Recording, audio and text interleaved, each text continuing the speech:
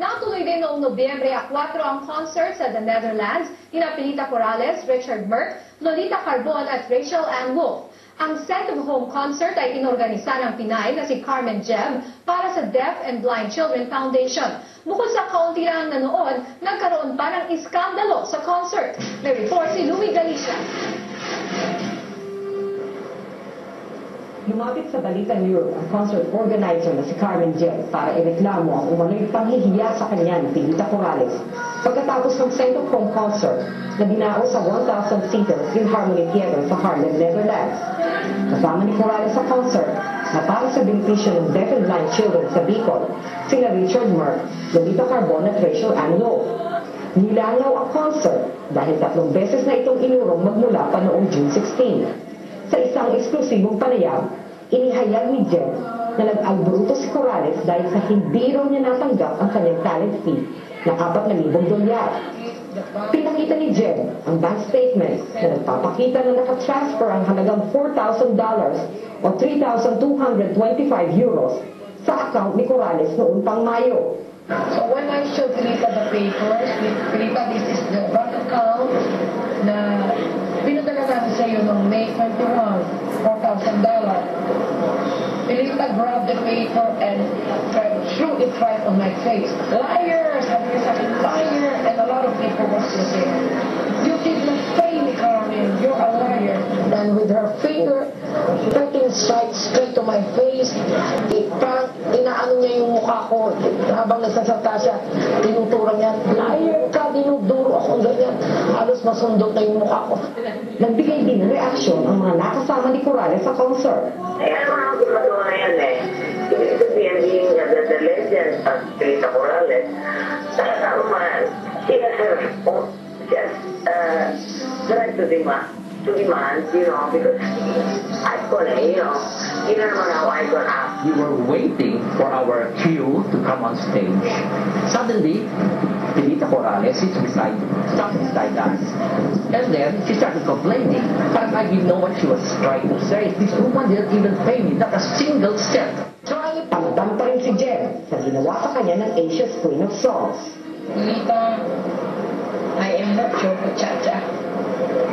Hindi mo dapat akong hinahiya sa harap ng tao. I told you we can talk in a corner. Nag-usap ako sa asawa mo, pero binasura mo ko. I can't accept it, Pilita. And I can't forget it in my entire life. I am not an artist. I'm not a showbiz. Pero hindi ako busagos, Pilita. Para sa Balitang Europe, Louie Galicia, Amsterdam, Netherlands. Matapos ireklamo si Pilita Corrales ng paninigaw at panduduro ng isang show organizer na Pinay sa The Netherlands, inamin naman agad ni Pilita ang insidente. Pero ayon sa Asia's Queen of Songs, siya ang sinigawan at hindi siya ang naligaw. Napuno lang daw umano siya sa kapalpakan ng producer. May report si Mario Dumawan.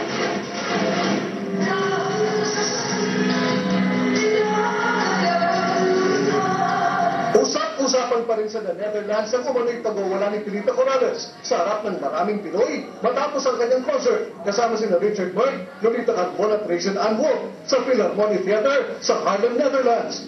Ang di umano pagbayad ng show producer na si Carmen Jeb ng $4,000 na talent fee ang kinagalit ni Pilita. Ang pera ay una nang naideposit umano sa account ni Pilita. Ayon naman kay Pilita, nag-ugat ang alitan nila ni Carmen sa pagkuha noon ng visa hanggang sa siya idahila sa 3 beses na pagkapospone ng show at ang hindi maayos na kondisyon at pag-aabuno niya umano sa gastos.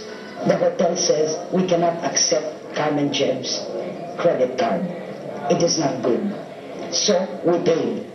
We paid, I think, 200 euros. Alam mo, I'm not like that. Pero sa galit ko na yung gabi yun, napuno ako sa abono ng abono. Kung wala akong perang dala, di na kami magkakalabas ng hotel. Hindi lang ako naghirap, lahat kami. The whole cast. Ang ilang beses na postponement mula June ang dahilan din kung bakit di tinaw ang lugar. Ayon kay Pilita, dapat daw na tinanggihan na niya ang show, pero ayaw niyang masira sa mga Pinoy. When you sign a contract, you get a 50% down payment, di ba? And then, naging October, tapos finally, naging November na, I didn't want to go anymore. Because usually, pag ganun, postpone, alam mo, people in Europe have their own schedules na, sabi ko, baka walang taong pumunta. Because 3 times na nag-postpone, kulang pa siya sa akin, $1,500. Mali anya ang deklarasyon ni Carmen na sinigawan sa ni Pilita. At ito rin anya ang muling pakikipagtrabaho niya kay Carmen. She was the one shouting at me. Hindi ako nagsigaw. Siya nagsigaw. I told her, you're a big liar. I have just told the exact truth. Now it's up to the people to believe him or to believe me. But thank God, never again with you. Para sa Balitang Europe, Mario Dumawan, Manila. Ngayon ko lang nakita na galit itong si